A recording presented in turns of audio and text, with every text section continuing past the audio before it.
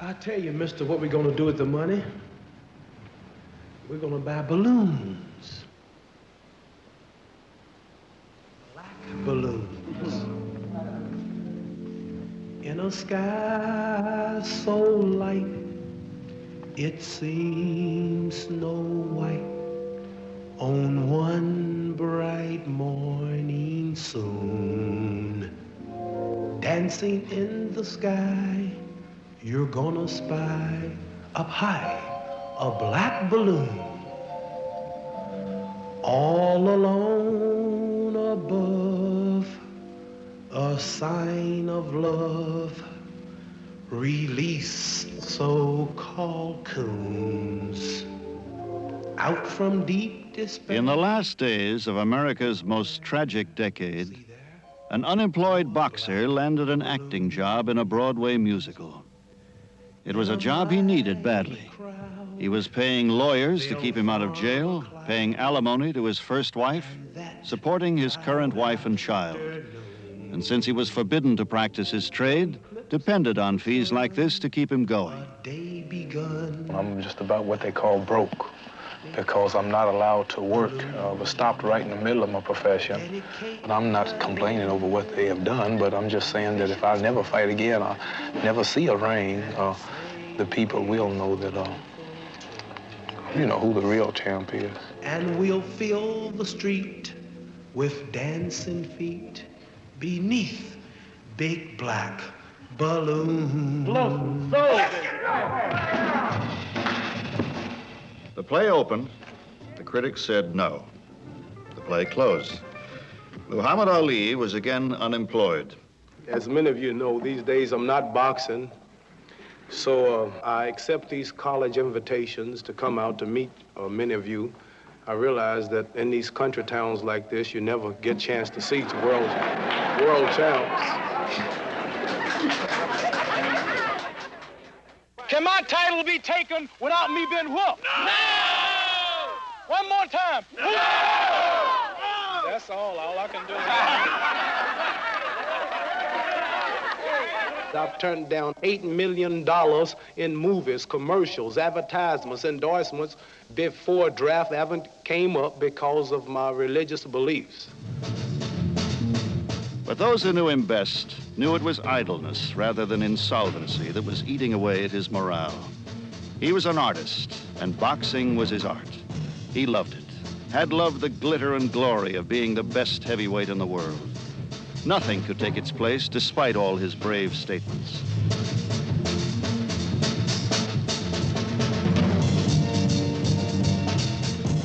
And so his friends were happy about a new film project, one that would nourish his imagination as well as his pocketbook. Deprived of the right to fight live opponents, he could pit himself against the legendary champions of the past. I hear a lot of talk about old-time great fighters. I hear people say that Joe Louis, Jack Dempsey, Jack Johnson, Jim Jeffries, and all of them would have annihilated the likes of myself, Muhammad Ali.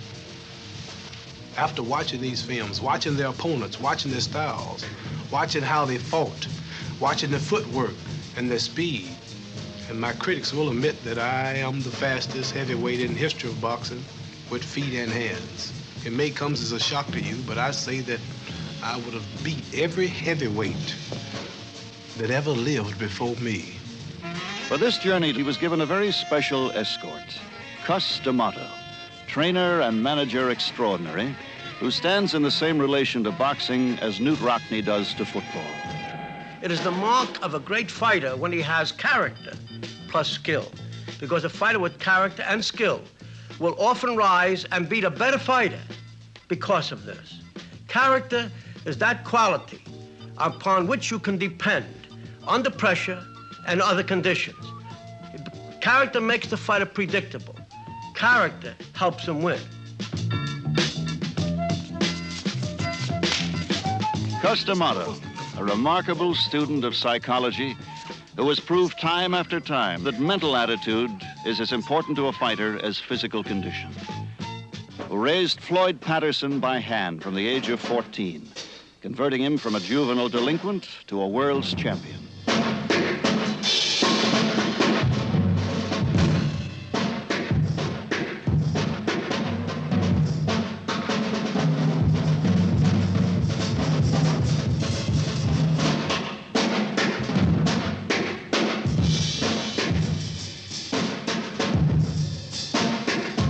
Who took the blubberous 302-pound hulk named Buster Mathis, worked 80 pounds off him, polished his reflexes, and made him a top contender. Oh, I know it's moving up. Come on. That's what I want. Who recognized talent in Jose Torres, a crude street fighter, and nursed him into the World Light Heavyweight Championship.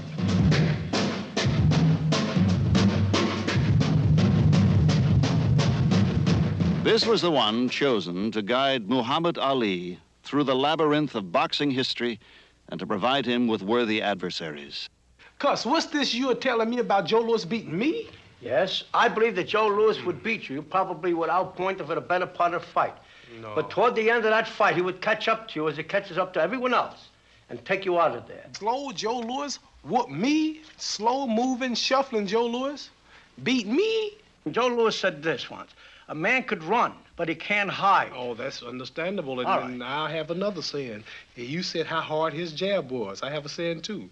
He may be able to hit hard, but it means nothing if he can't find nothing to hit. The point is that nobody finished once he hurt him, and once he hurt you, you wouldn't finish either. No, man, I'm not no flat-footed. This is a different day. You don't have to I'm be not no flat-footed. flat-footed. One of the great assets that Joe Louis had. Slow He has the fighter? experience and the timing and the determination. He wouldn't give up. If He he wouldn't hit get me once, I'm frustrated gonna move. like some of those bums that you If fought. Joe Louis hit me once, I'm gonna move. Who bums? Some of those bums that you fought, they got discouraged in the fight because they couldn't catch you. Joe Louis, you're really funny. Joe Louis had a thing called a Bum a Month Club. You're gonna say I'm fighting bums. The men that Joe Louis fought, if I'd fought them today in Madison Square Garden, they would boo and mad at ring. Fat bellies, out of shape, awkward, had no stance, no footwork. They couldn't even move that much. And you All a gonna tell man me- can do is you gonna beat the say- best that are around Well, at that's the all time I've he's been all doing. right. Well, don't call my men bums. I Joe didn't. Louis Well, fought you were bums. the one that belittled Joe Louis on his performance. Joe Louis has never said nothing good about me. Every time You I only had told a fight, the truth. Joe And if it Louis was wasn't out. good, it's your fault, His, not his. his judgment is bad because every time I fought, Joe Louis picked the wrong man. I didn't only beat the man, but I told him what round he would go down. Joe Louis never With the could do characters that you box, you could do that. that. The characters that Joe Louis boxed, I could. And he could have done it too. Joe Louis didn't fight too many people better than Didn't Cleveland he say Williams. he's going to take Max Schmeling Oh, out? And he did, the same way. Joe Louis, he didn't tell me the round of the minute. Look, Joe he Louis, didn't try to because Hold he it, was man, not look. Muhammad Well, Ali. we both can't talk at the same time. We can sing together. We can't Look, talk let's together. not argue anymore. Well, let's watch about the you. film. Just- All right, let's watch the film.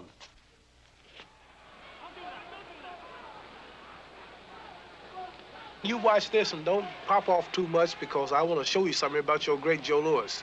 This is the return Listen. bout between Louis and Schmeling. Louis don't look no better to me now than he did at first. Same old Joe Louis, probably older and worse now. But he's just looking for that right. He's had it on his mind for 2 years and he's dreaming about it and he's watching for it. He's not going to lead the left hook anymore, so he won't be hit with the right hand. And then when he hit Smelling, you notice how this never would happen to me. See that right Now, hand? Right now, I'd have got right in, I had tie him up or something. He ain't that unconscious that he Well, can't. you weren't hit as hard as Schmeling was Yeah, hit. yeah, I know. Yeah, You that was notice that hard. Schmeling takes Yeah, a terrific yeah, punch. yeah, that- Schmeling was a very game fighter. Yeah. That could absorb punishment. Now watch what happens now. Watch this real close. If he had to. Right now, he should start circling. He don't circle. He stays there. See? Well, he was already badly hurt. Oh, yeah. Oh, he was too hurt. He couldn't think. Yeah. That's right. That's what right. happened. Oh, yeah. That's what happened. Who do you think I am? You've never been hit that Who do you way think? yet. No. Let's see what happens I've when they never catch been up to you. tagged. I've never been tagged. One day they'll tag you like that if you ever get into the ring. And when they do tag like that, we'll see how your legs behave. Oh, this was one of history's greatest fights. The Joe Louis bones and in your Max legs will turn to and jelly. that was really a disgrace compared to what I've heard. Joe at his best, and me would be no contest. Cuss, look, you are telling me that Joe Louis would have knocked me out. How would Joe Louis knock me out when this is Joe Louis?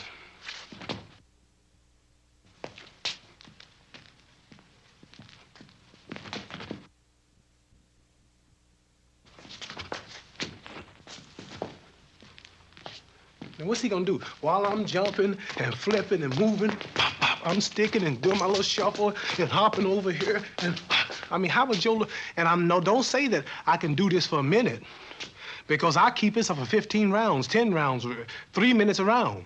Now, how's Joe Louis gonna get to me? I just can't see slow Joe Louis, who was shorter than I am, fought lighter weight than I did, and not as half as fast with his feet or hands. How could Joe Louis knock me out? Would I just quit dancing that night and stand there and let him hit me? If he hits me once, he won't hit me the second time. But it was obvious that the champ was looking inward, seeing another reel unwind, the story of his own fantastic career. Not so long ago, there was a little black boy who lived in Louisville, Kentucky. In fact, 6 generations of his family had lived there, ever since the father of the line was purchased by a Kentucky planter named Cassius Marcellus Clay, Abraham Lincoln's ambassador to Russia. The slave family was given the name of their masters. We were named after our slave masters when we first was brought to America. We were robbed of all knowledge of ourselves. If I said, here comes Mr. Chang Chong, you'd picture a Chinaman. If I said, here comes Mr. Khrushchev, you look for Russian. If I said, here comes Mr. Goldberg, you look for Jew. If I said, here comes Mr. White Cloud, you look for Indian. If I said, here comes Mr. Castro, you look for Cuban. Here comes Mr. Lumumba, Mr. Kenyatta, you look for African, a black man. Now, what's your last name? If I said, here come Mr. Jones, Mr. Hawkins, Mr. Clay, Mr. Culpepper, Mr. Roundtree, you won't know if he's black or white until you see him. Right? This one was a friendly, handsome, outgoing little boy who lived in a comfortable house with a full quota of parents, was sent to school neatly dressed, and was given a bike for good behavior. At that time, Cassius was about 12, and he was at that time training out at Columbia Gym. And Cassius, he came out there to a meeting, a home show, and someone had stolen his bike. So he was very disturbed about it, and someone sent him downstairs to see me because they told him that he should report it to the police, and I was the closest police officer at that time. So he came down to tell me the story about someone had stolen his bike, and he was very upset about it and wanted to find out who it was so he could whip him. And so in the talking, I asked him, I said, do you know how to fight? He said, well, no, I've never fought, but he said, this is one time I would. So after a long talk, I finally got him to quit his crying and told him that I would turn it into the police department, and that if he really wanted to fight, he should come down and be taught properly.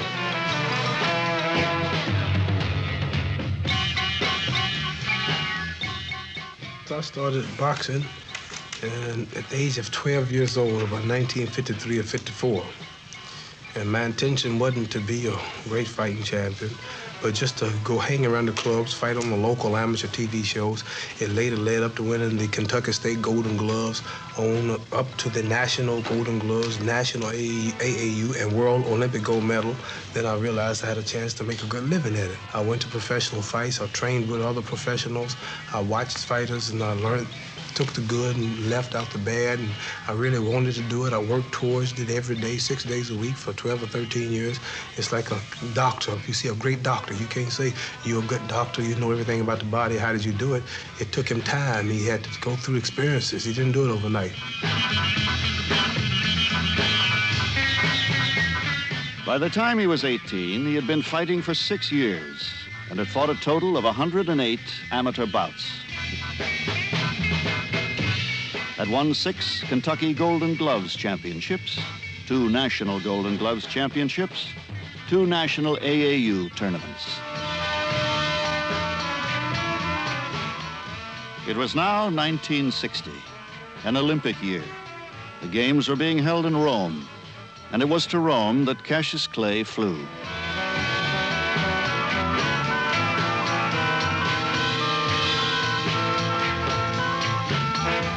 Truthfully, I was worried before all of my fights because it's hard to beat a guy when he has his mind made up that he wants to win.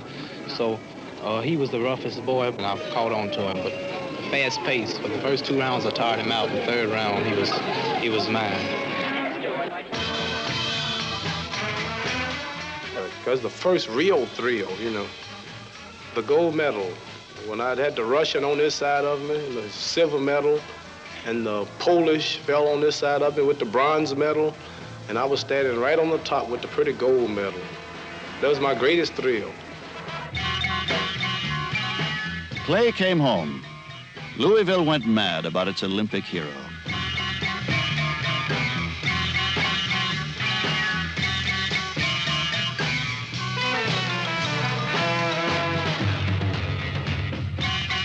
Clay, I want to thank you for what you've brought back to America. Thank you. What you've brought back to Louisville, your family, and yourself. Thank you, man. You know, you're a credit to the fighting profession, and you're going to be a fine guy. You've conducted yourself as well out of the ring as you have in the ring, Thank you. and work for you. Thank you. I appreciate it very much. A syndicate of local millionaire fight buffs took over his management, paying him $10,000 in cash, guaranteeing him a salary of $4,000 a year, plus a 50% split of all purses. They hired Angelo Dundee to train their boy and signed contracts for his first pro fight against a tough ex-police chief named Tony Hunsaker. Clay immediately made a down payment on a Cadillac. I'm the prettiest thing in the ring today. I'm the prettiest sport. I have a bodyguard with me. Matter of fact, I have two bodyguards. My brother, Ronald King, who's known... He had informed the sports writers that Hunsaker was a bum who didn't belong in the same ring with him, and he had no intention of eating his words. He whipped Hunsaker handily, decisioning him in 6 rounds. Then he set up a base in Miami, launched into a program of rigorous training under the knowing eye of Dundee, and fought a fight a month. If his moral growth had stopped right there, he'd be in no trouble at all today. For at that point in his career, he was an idealized American kid. Money hungry, on the make, untroubled by ideas. His feelings about himself are perfectly expressed by a sketch he did. This one up here, I had a picture of dollar signs up here, thinking about the money or the profit that I made out of the fight. Already he was threatening to develop into a master boxer, the greatest offensive fighter since Jack Johnson. His face was unmarked as a choir boy's. He never seemed to take any solid punches. But boxing is a business, and the business is entertainment. And what entertains the customers is the sight of blood. They may admire a master boxer, but they pay their money to see a slugger. He always seemed to be dancing away from his opponent, never planting himself and swinging. And yet, after decisioning Hunsaker, he had fought 5 fights in 5 months and won all 5 by knockouts, most of them in the first 3 rounds. This picture here is just a view that I noticed after each one of my fights, where most of the people were a little mad and upset and angry because the big mouth was still winning. And after the fights, they were disappointed because they paid to see me finish but didn't. From the very first, Clay had shown a flair for attracting attention that amounted to genius. Well, yes, I would love to break Floyd Patterson's record. As you know, today is the jet age. Everybody's trying to break records. Man says that he'll be on the moon by 1970. One man said that they're going to make cars that'll run by sunlight. Well, those are pretty game predictions. Well, I predicted I'll be the heavyweight champion by the time I'm 21. He had graduated right at the bottom of his high school class, had a great deal of trouble with the printed word, and yet, when he spoke, expressed himself in a vivid and pungent way. As soon as I knock that bum off, I'm going to take Cleveland Williams, our Billy Daniels, both in the same night if we can arrange it. I'll whoop both of the bums. He was a bonanza for sports writers who were perennially hard up for copy. They flocked to the dingy little gym in Miami, where the raw young pug was spouting a torrent of quotable quotes. I don't care how small the ring is. I'll fight that chump in a telephone booth. At first, he seemed that rarest of creatures, a braggart who was not obnoxious. He had formed the habit not only of calling the exact round he would take his man out in, but doing it in verse. I predict that he will go in 8 to prove that I am great. And if he want to go to heaven, I'll get him in 7. He'll be in a worse of fix if I cut it to 6. And if he keeps talking jive, I'll cut it to 5. All this, of course, produced a harvest of headlines and provoked the mounting interest of matchmakers. In 1961, professional boxing was a sick sport. had been ailing since the retirement of the slugging Rocky Marciano. Then suddenly there was a boy named Clay, electric, articulate, superbly handsome, who moved like a ballet dancer and cut down his opponents with beautifully executed combinations of swift, clean blows. He had another marvelous asset as a crowd puller. His personality was rich and various enough for him to carry a double role. He had made some people love him, some people loathe him. Some came to see a gorgeous young hero destroy his opponents. Others came to see the Louisville loudmouth whipped, humiliated, and silenced. Well, do it sound like I'm quiet to you? As loud as I'm hollering, you call me quiet? Well, this is a report we heard from I'm hollering loud because I can back up every word. And I'll whoop any man in the world, and I want everybody out there on TV to know it. I am the greatest. But love him or loathe him, they came. And the matchmakers, sniffing the breeze with money-keen noses, kept the wires hot with offers to the Louisville group. He kept rolling along, fighting about once a month, putting together a string of 9 consecutive knockouts, among them Archie Moore. Why don't somebody just give that old guy a pension, or why don't somebody retire him? And he's too old. The guy's 52 years old. He's old enough to be my granddaddy. I've earned a reputation as the Louisville Lip. Well, since he's going to invent a punch called the lip buttoner, and I'm the one who usually does the popping off, but he's starting, so I cut this from 8 rounds to 4 rounds.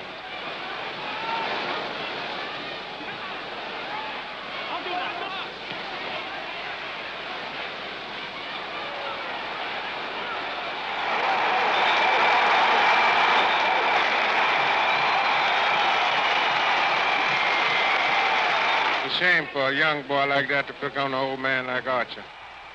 It was now that Clay first met Sonny Liston, informally. Sonny shaped up like a real bad man, an ex-con who would turn to legal mayhem with very profitable results. And he had massacred Floyd Patterson in 1 round to take the championship. He had run up a terrific string of knockout victories and was the most feared slugger since Rocky Marciano.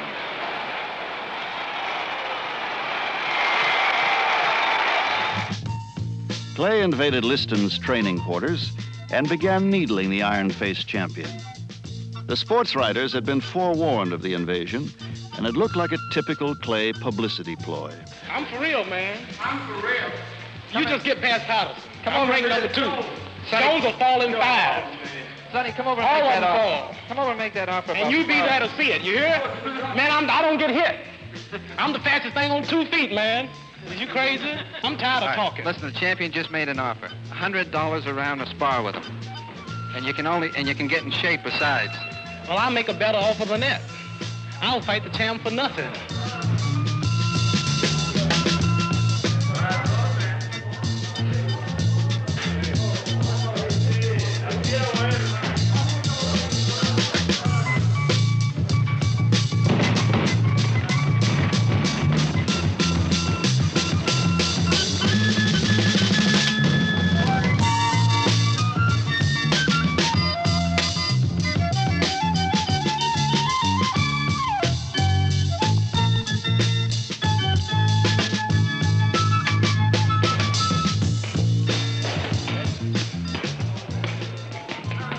Cassius, how do you feel with it? Pretty good. How you doing? I hear you met Sonny Liston. How was he? He wasn't too friendly. What do you have to say? He didn't even shake my hand. What are you going to do about that? Now he must fall. Rankings in the heavyweight division were champion Sonny Liston, number 1 challenger Floyd Patterson, number 2 Cassius Clay. Clay's management decided it might be prudent to pick up another paycheck before pitting their boy against Liston. Henry Cooper was the opponent they picked, a good journeyman boxer who, unlike most British fighters, was something of a slugger and was recognized as the top British heavyweight. So Cassius went to London town to fight Henry Cooper, whom he viewed with scant regard. I'm not training too hard for this bum. Henry Cooper's nothing to me. If this bum go over 5 rounds, I won't return to the United States for 30 days. That's final. The fourth round, and one looks for a sign that a left hook from Cooper could really hurt this man. But apart from the opening minute, he hasn't seemed to hurt Clay very much with his punches. He's put as many left hooks in as he can get, and Clay has taken them all somewhat contemptuously. He only seems to be half here. His mind seems to be half away, somewhere else. And 55,000 people came that night. You should have seen the people. One layer, two layers, 10,000 on each layer, 15, 20 on some. 4 layers on the 5th layer. People were looking down on the ring. 55,000, and Cleopatra was at ringside to witness. Can this Louisville lip come over here and call the exact round again? We don't believe it. Come on, sucker.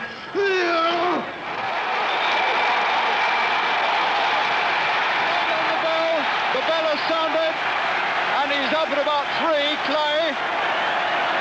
That was the end of the 4th round, and he hit him about 2 seconds before the end of the round with a left hook. Clay took one chance too many, and he still doesn't know where he is. He's still half out, Clay. They're working furiously on him in the corner. Angelo Dundee, his trainer, he really is giving him a talking to. Cooper's left hook finally scores, and Clay was down 2 seconds from the end of the 4th round and got up just after the bell, and he doesn't know where he is. I had to get up to take care of things after that because it was rather embarrassing me on the floor. And as you know, I think that I'm the greatest, and I'm not supposed to be on the floor, so I had to get up and put him on out. But now round 5 is the round in which Clay said he would beat Cooper, but now this crowd at Wembley are beginning to bay for a Cooper win. Clay on the floor at the end of the 4th, and now fighting to preserve his professional right here against Henry Cooper.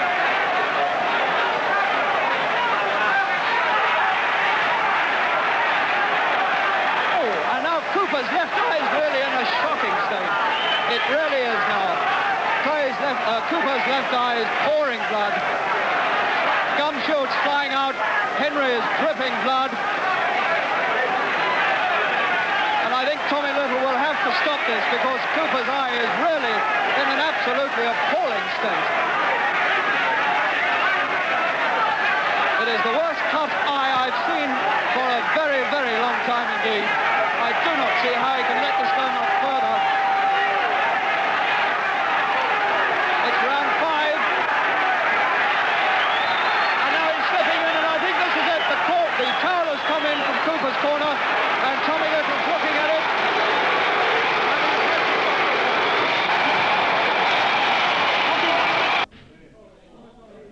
Champ and challenger were brought together to sign for a title match, scheduled for February 25th, 1964, in Miami Beach. I'm not going to get knocked out. If he wants me, you tell this to your camera, your TV man, your radio man, and you right there in the whole world. If Sonny Liston wants me, I'll kiss his feet in the ring.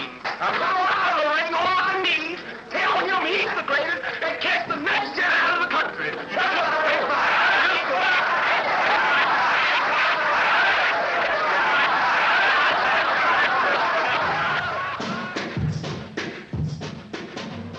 Now, for the first time in his career, Clay began to draw a bad press. Almost unanimously, the sports writers of the country turned against him. The very qualities which intrigued and charmed them before now seemed to infuriate them. Mercilessly, they poor-mouthed the loudmouth. He was a chronic backpedaler, interested only in keeping his face unmarked. Clay was flashing his usual speed and being more than ever his own clowning, bragging, versifying self. But this time, no one believed what he had to say.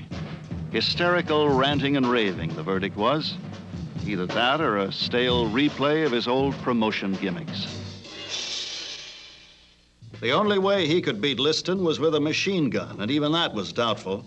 He wouldn't last a round, wouldn't last 2 rounds.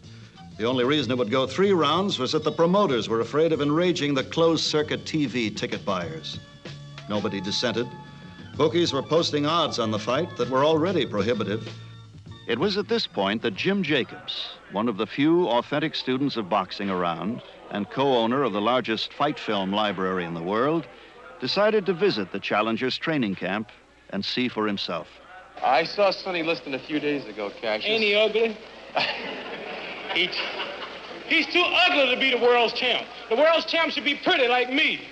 Well, he told me to bet my life that you wouldn't go 3 rounds. Well, if you want to lose your money, then bet on Sonny. It's part of the game for a fighter to make aggressively optimistic statements about his prospects, whether he believes them or not. Ask any of my fans when was the last time they lost. I'm too fast. Champion from I'm the the crib. king. Born the champ. Born the champ from the crib. Ah! And besides, this kind of lighthearted overconfidence had been a staple of Clay's personality. See that barrel in the street? I beat him before the fight. You'd actually take him on before the fight? Beat him like I'm his daddy. I make this prediction. This will be the biggest upset in all fighting history, and this will be the easiest fight of my life. The bum is training harder for this fight than any fight in the past.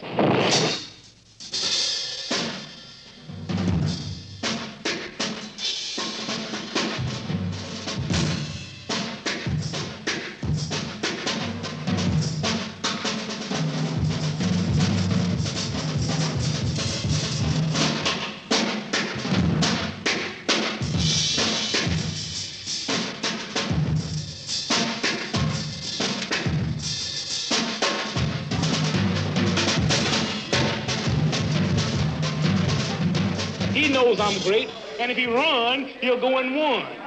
And if he don't want to fight, he should keep his ugly self home that night. Before I left, he asked me to dip into my fight film library and show him the Robinson-LaMotta fight. I chose to be like Sugar Ray Robinson. I like the way he danced. I like his class, his art, his footwork. He was colorful and real mastercraft and punching boxer. I tried to move a lot like I used to see him do. He ran off the film again and again, stopping it at key points and running through the sequences as he studied Robinson's moves. I was very impressed by his mood.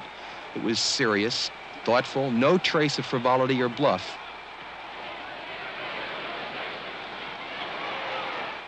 I think he should be locked up for impersonating a fighter.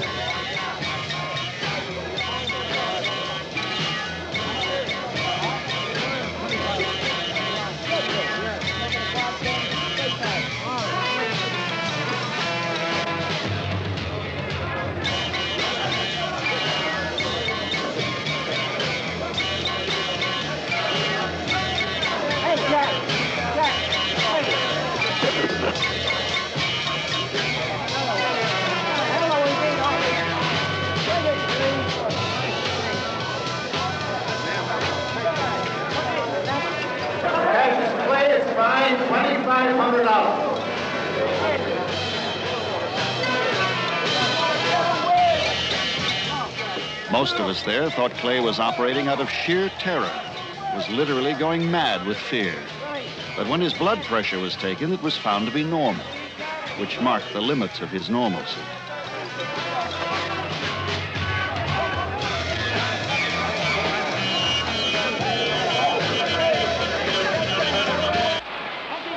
All set now. World heavyweight boxing title on the line. 31-year-old Sonny Liston, 22-year-old Cassius Clay. Sonny the champion, Cassius the challenger. Sonny 218, Cassius 210 and a half, a 7.5-pound weight pool.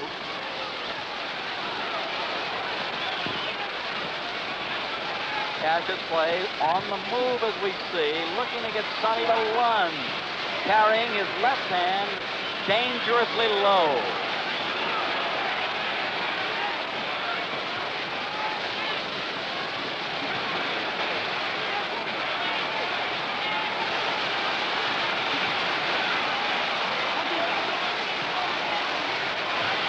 Note that the champion, Liston, the aggressive man, a good heavy shot dug under the heart.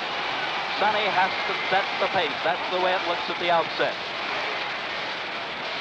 Sonny seems to be trying to slip those left leads. Can't do it too successfully because the challenger is jabbing all over. Body, head, and right hand. The best punch in the fight so far.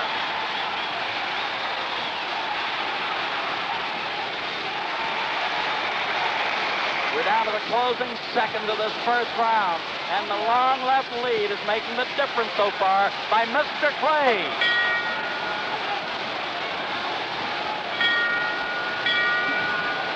The referee did not stop that round when that bell sounded. Perhaps the referee didn't hear it. We're looking in with our overhead camera into the corner of Cassius Clay, who is still doing the talking.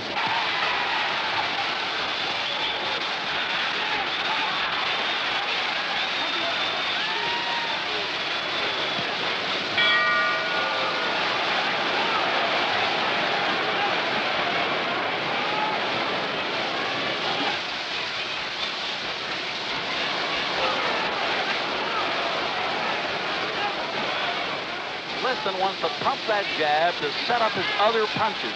He wants to use it as a left lead, a lead to other shots if he can get this kid to stand still and then rip the body. Very slippery.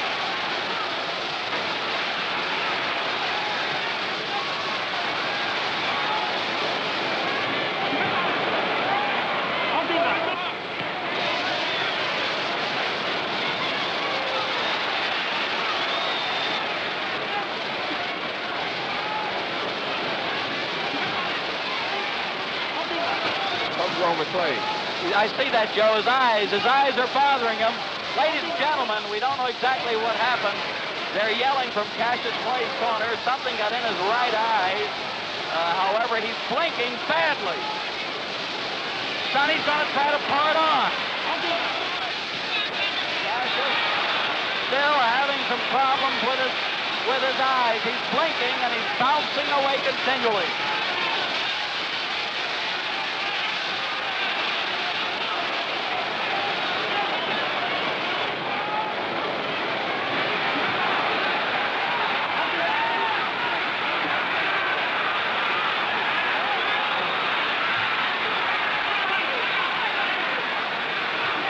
Sonny has a big mouth below his left eye, and he's getting hit with all the punches in the book.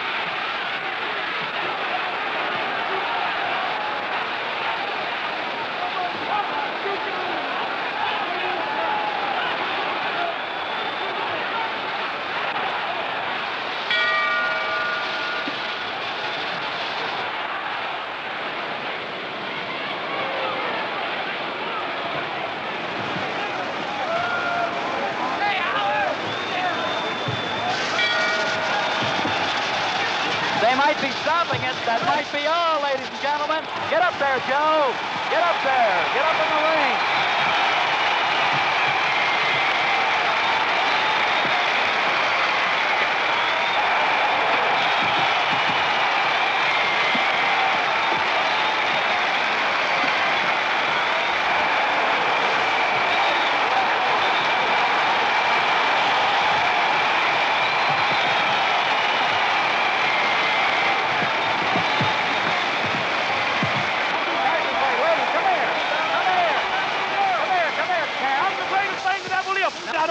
On my face, and I upset Sonny Liston, and I just turned 22 years old. I must be the greatest. I told the world, I talk to God every day.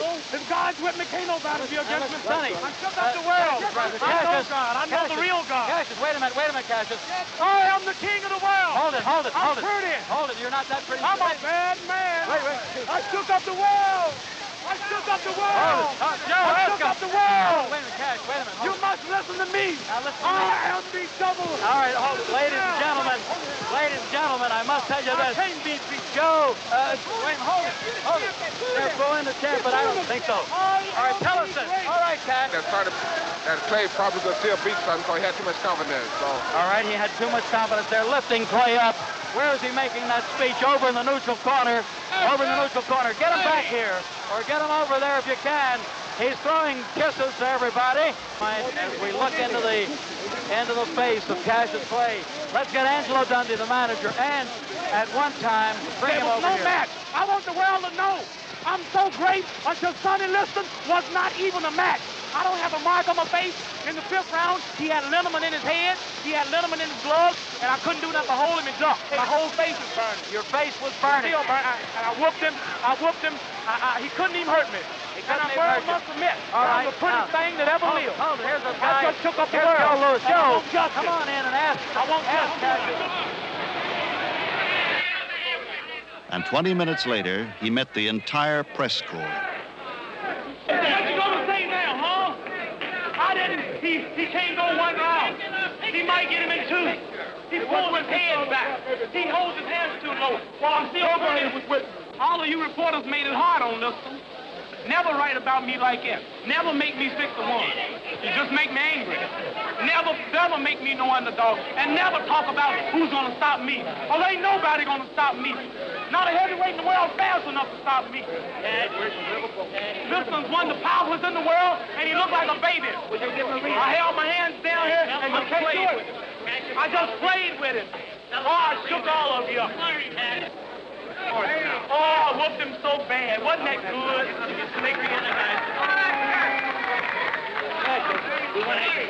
Oh, I just shook up the world. Bow to my feet. Tell me I am the great. Oh, I'm so pretty. I shook up the world. Man, I'm through talking. I'm through talking. Man, you write the results. The night spawned 1,000 rumors. The fight had been fixed. Both purses had been impounded. Liston was flying somewhere to meet with mafia overlords and be paid for taking a dive and allowing them to win $30 million. The new champion was about to announce his candidacy for the governorship of Texas, was urging that Harlem declare its independence and name him president. He had to be taken away by men in white coats. But super athlete, phony or maniac, Cassius Clay simply could not be dislodged from stage center in the public attention. Now, after beating Sonny Liston and after becoming champion, I no longer had to talk to convince people that I was the best because they knew it. A few weeks, I would say, before the title, I officially signed and joined the religion of Islam as taught by our leader, the Honorable Elijah Muhammad. And then, weeks after winning the title, he bestowed upon me the beautiful name of Muhammad Ali. This was sensational news. For once, reality was more startling than rumor. There was nothing playful about the black Muslims.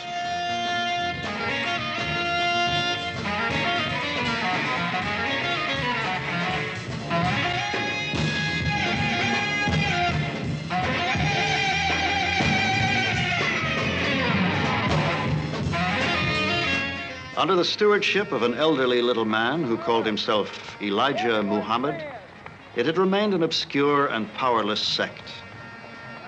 But then it had been joined by a remarkable man, an ex-pimp, ex-dope peddler, ex-convict, renamed Malcolm X, who had taught himself to read in jail, discovered the world of ideas, and who had exploded on the scene as the most articulate and dynamic Negro leader since Frederick Douglass. Clay, during the past year, had been spending a great deal of time with Malcolm X, and like so many others who had fallen under this influence, had begun to think about himself and about society in a whole new way. With him as spokesman, recruiter, and fundraiser, the Nation of Islam, its official title, had begun to grow in a way that terrified not only the white, but the Negro establishment. You have to read the history of slavery to understand there were two kinds of Negroes. There was that old house Negro and the field Negro.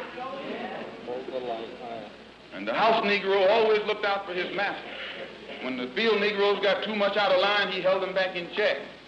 He put them back on the plantation. The house Negro could afford to do that because he lived better than the field Negro. He ate better, he dressed better, and he lived in a better house. He lived right up next to his master in the attic or the basement. He ate the same food his master ate and wore his same clothes. And he could talk just like his master. Good diction. And he loved his master more than his master loved himself. That's why he didn't want his master hurt. If the master got sick, he'd say, "What's the matter, boss? We sick?" He was as sick as the master. But then you had some field Negroes who lived in huts, had nothing to lose. They wore the worst kind of clothes, they ate the worst food, and they caught hell. They felt the sting of the lash. They hated their master. Oh, yes, they did. If the master got sick, they prayed that the master died. This was the difference between the two. And today you still have house Negroes and field Negroes.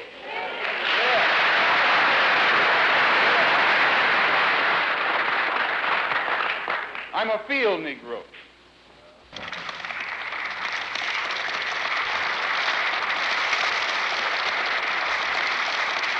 You don't have a peaceful revolution. The only revolution in which the goal is a desegregated lunch counter, a desegregated theater, a desegregated park, and a desegregated public toilet. You can sit down next to white folks on the toilet.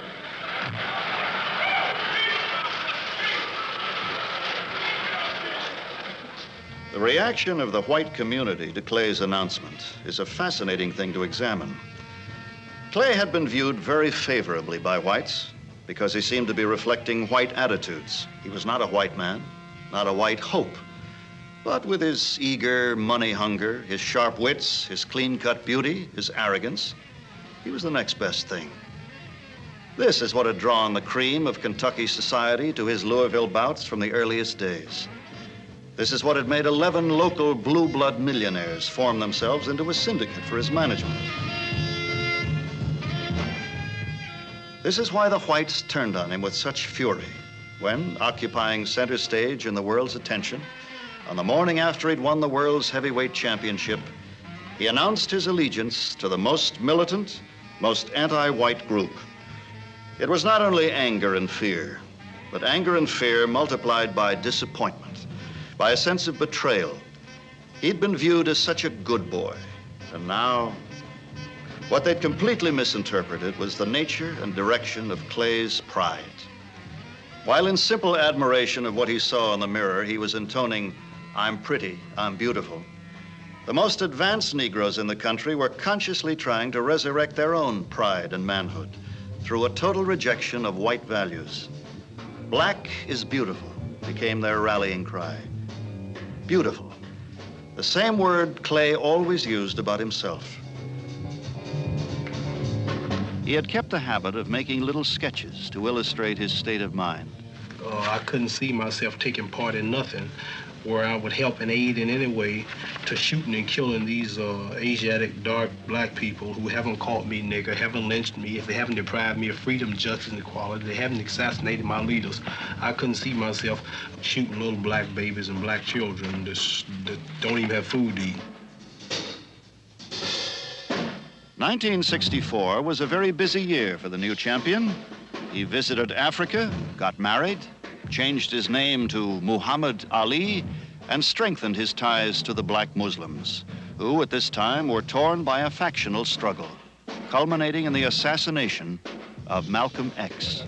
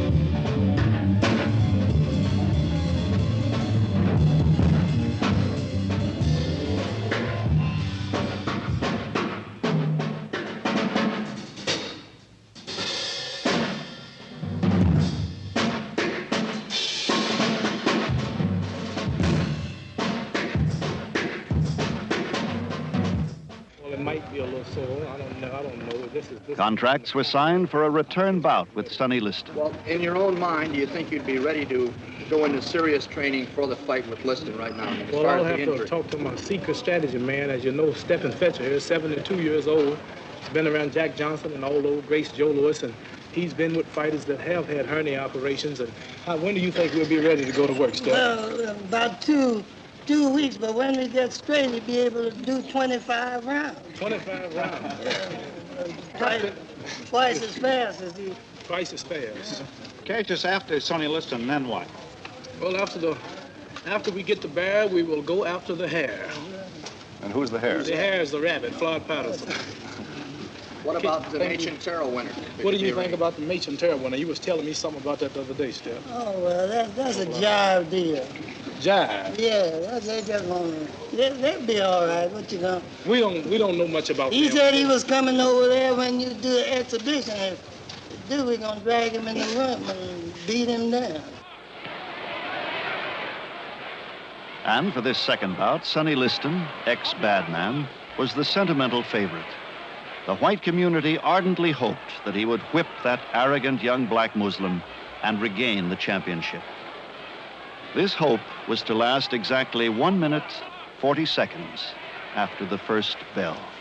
Muhammad, the night you knocked out Sonny Liston in 1 round, practically the whole world was of the opinion that Sonny Liston had taken a dive. Yeah, he did take a dive. When I hit him with the right hand. I quite agree.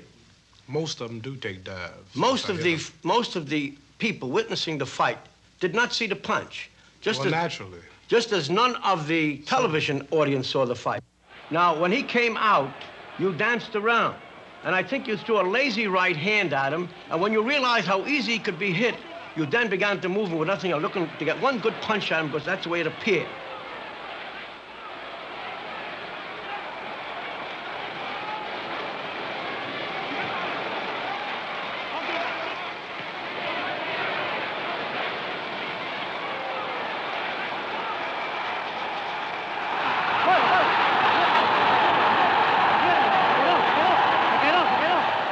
Now I'm telling him to get up off the floor.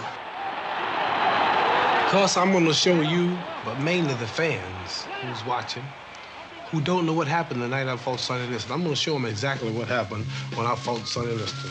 The anchor punch that I called, Stephen Fetcher helped me to develop this punch, the old great Stephen Fetcher. So here's the punch I use.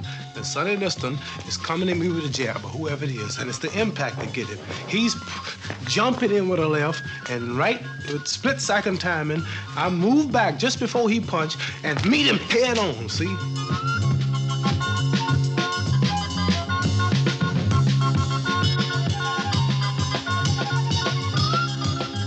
And remember, when I throw this punch, he had just missed and fell forward. There he is. It was the most dramatic annihilation of a top-flight heavyweight since the second Louis Schmeling fight. In the months following, he defended his championship more frequently than any champion in memory. What about the time I fought Floyd Patterson? I mean, he couldn't hit me. I mean, I actually played with him. Well, I mean, I beat him at will. I didn't really hurt him. But they stopped the fight because it wasn't even no contest.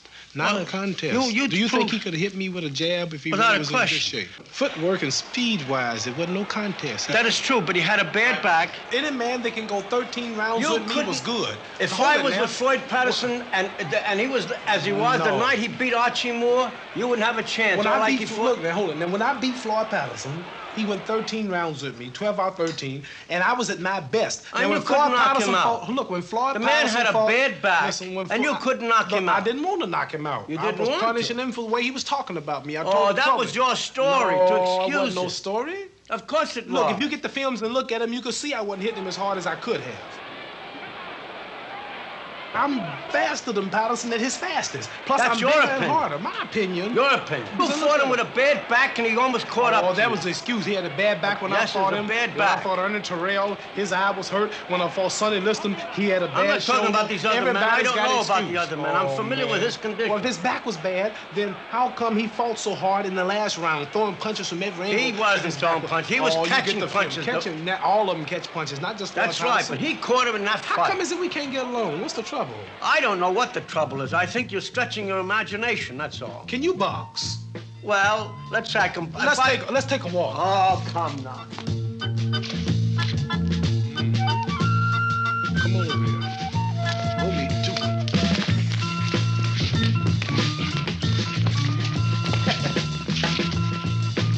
Oh. Did I touch your lip? Did I touch your lip, really? Traveled to Europe to cream Henry Cooper, Brian London, and Carl Mildenberger. Put the hard-hitting Cleveland Williams away in 3. I was surprised that he hit as hard as he did. I really thought I had a pushover tonight because he's been around so long, and I figured he's way over the hill. But that Cleveland Williams had a lot of hard punches.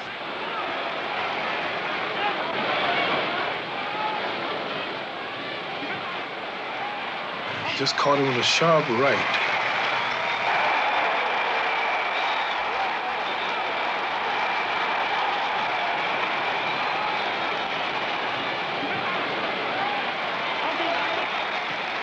He hit hard. He caught me a couple of times that really shook me up.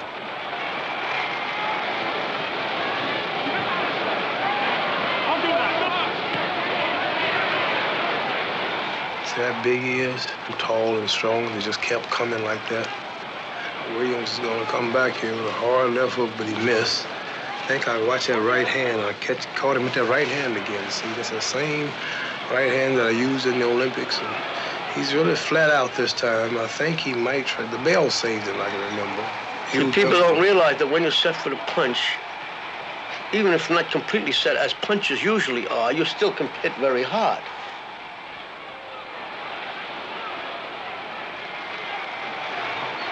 This is round 3, I think. This is the round I got him in. I just caught him with another right hand. That's that Ali shuffle. Here comes the shuffle again, I think. There's that shuffle again that I've perfected. Many people say it's clowning, they say it's joke, it's not sincere. What would you have done, or what would you advise a good fighter to do when I do the shuffle? Now, you must remember, the second I do this shuffle, whatever you have planned, you're going to either forget it or you're going to look at my feet. This was to get me out of positions. It could be used for the aggressive attack or the defensive retreat. Most of all, it was used from the center of the ring on a title fight with Cleveland Williams. It confuses the man for a second, and it'll confuse him if he catches me in the corner. And this is the way it goes. See, like if I'm jumping around the ring, this is my position, and that shuffle is just a flash for just a minute. And in that split second, then lights out. It's all over. Does it work? It's all over. What would you do if you was a fighter? You did what? If I did all these shuffles. Well, you just telling me. Why are you getting on guard? Well, listen, I figured you're going to do the shuffle. I done did it. You didn't see it? That's right. So fast, I couldn't see. No, seriously, the shuffle is just, I'm bouncing. Don't hit me now. Go ahead. I'm not in shape. I'm a little out of shape. I'm jumping around. And for a minute, whatever, put your guard up. You're not going to be doing this in the ring. Is that your position? That's right. But that's your position. And we are boxing. And for a minute, I'm doing the shuffle. That's what I would do. You're not as dumb as you look. That's right. That's right. He was intoxicated by the idea of being champion. He exulted in his title, loved the crowds, the special pressures, the fanatic attention. Oh, he's so cool. Do you realize what it means to be the best in the world at something?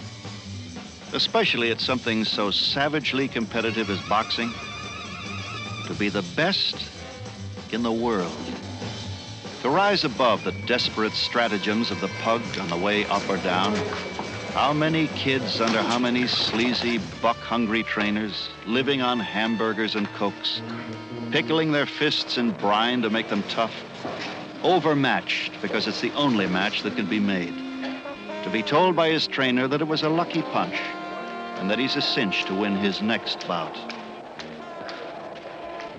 To rise out of all that. To rise so far when down is so low. To become the best in the world. It was part of Clay's electric responsiveness that he could never take his title for granted.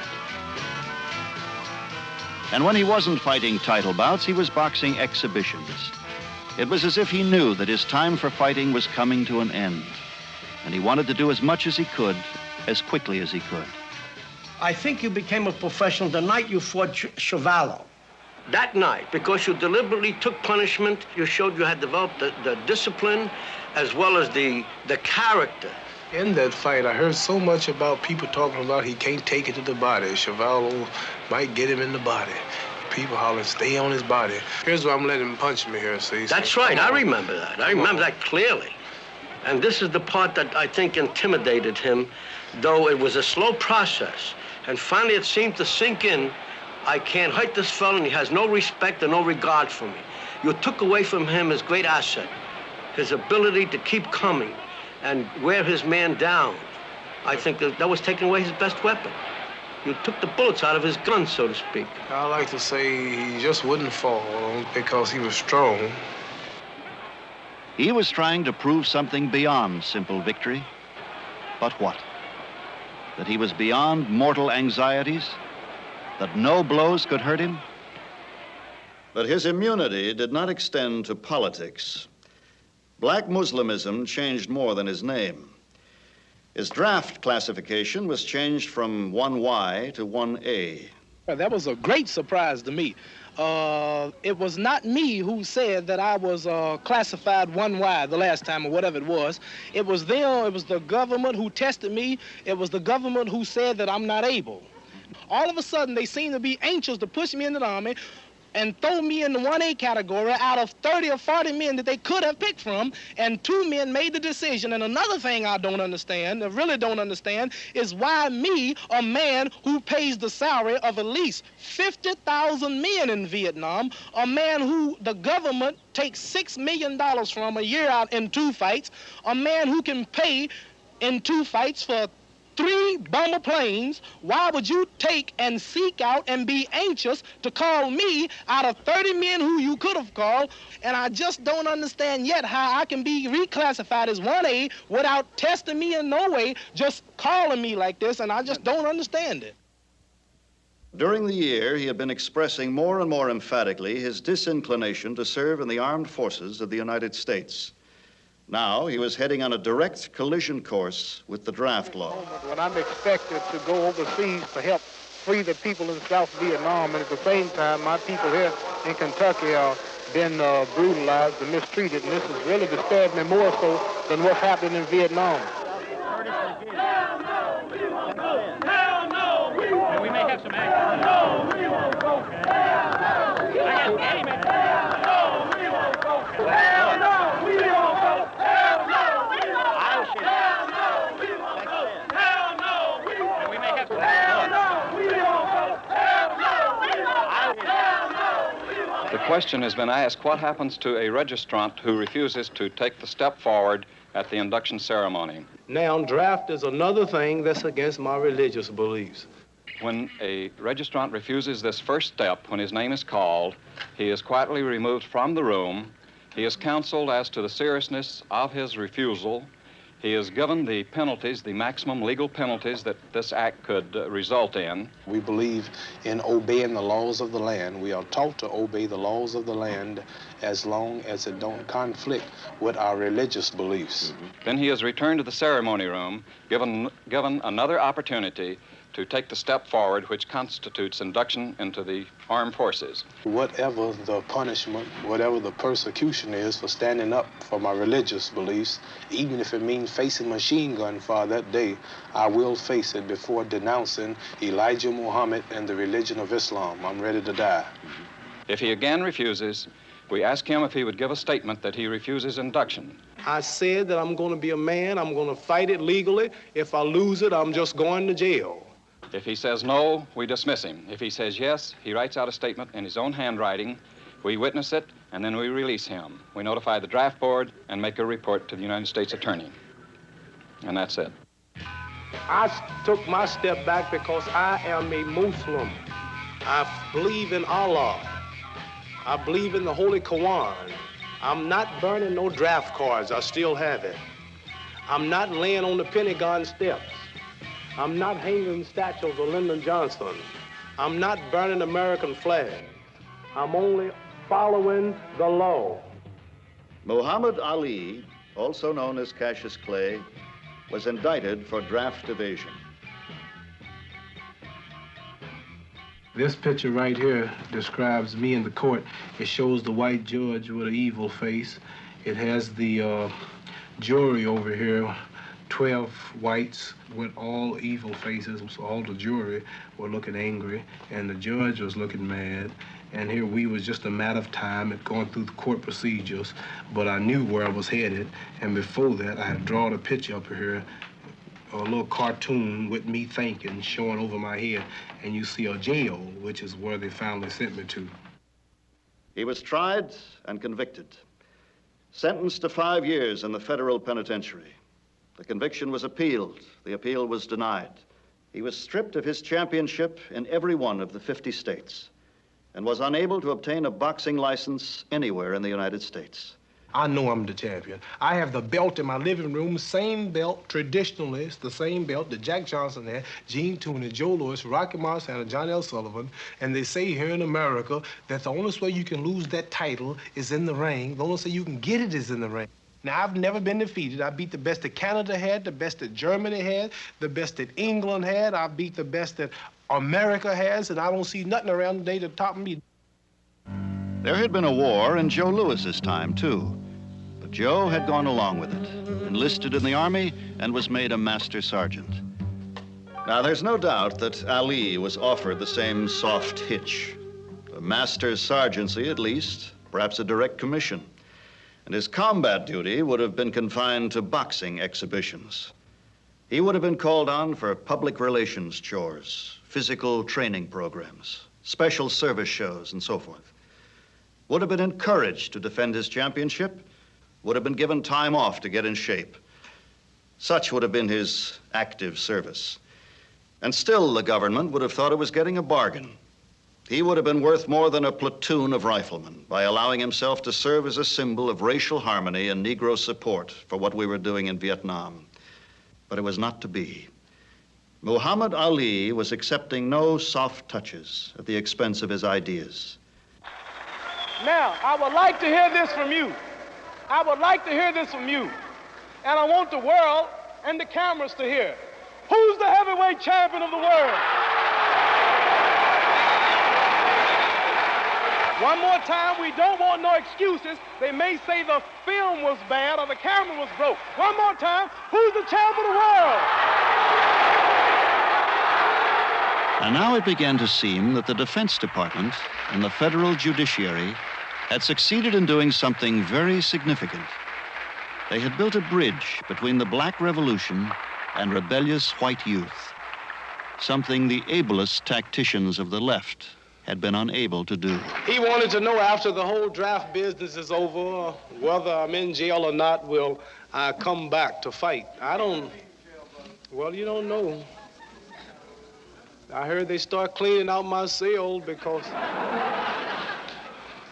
they look for me to be on the trail to jail without bail. In making a bankrupt and a felon out of this champion, they had made him a martyr and a hero. A black man uniquely qualified to seize the imagination of white youth and seduce it toward an alliance with black extremism. The white race attacked the black people. You don't ask us what's our religion or what's our belief. You just start whooping black heads. They don't say, are you a Catholic, are you a Baptist, are you a black Muslim, are you a Martin Luther King follower, are you a Whitney Young? They just go.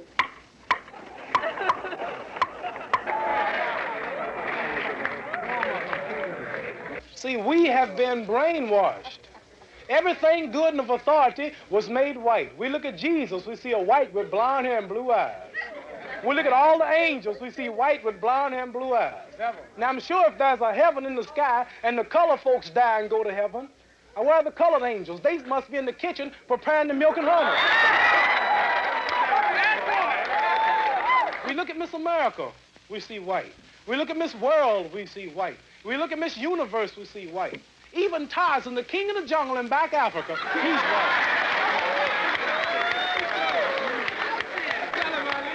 And as his audiences responded with more and more fervor, as he hammered his points home more and more effectively, then indeed it began to seem that in this one rich personality was embodied that tricky, tragic, explosive decade, the 60s. White House cigars.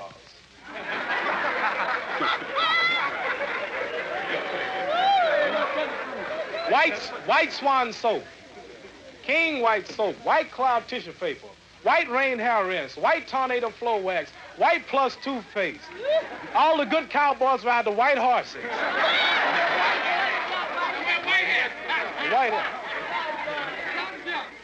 The White House.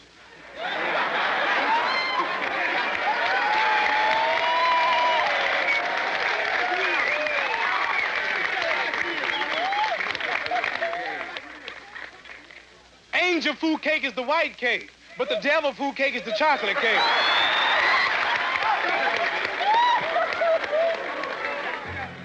A loudmouth from Louisville who became adept at a particularly brutal trade, refusing to obey the law and allow himself to be drafted into the armed forces of his country, as if he was someone special. Is he someone special? Can an athlete be considered that special just because he's the best in the world? Or is it his refusal that makes him special? They took away his money, his prizes, reduced his fame, slandered his name, finally left him nothing but his refusal. Even if the wealth of America was given to me for taking the step, the wealth of America and the friendship of all of the people who support the war, this will still be nothing if I am not content internally and if I'm not in accord with the will of Almighty Allah. In an arena larger than the ring and for stakes greater than any purse, he kept fighting back. No nation, no people can be free without land. And we are a whole nation, 22 million people without a toothpick factory. We worked 310 years and ain't got nothing. At least you worked 100 years and got something.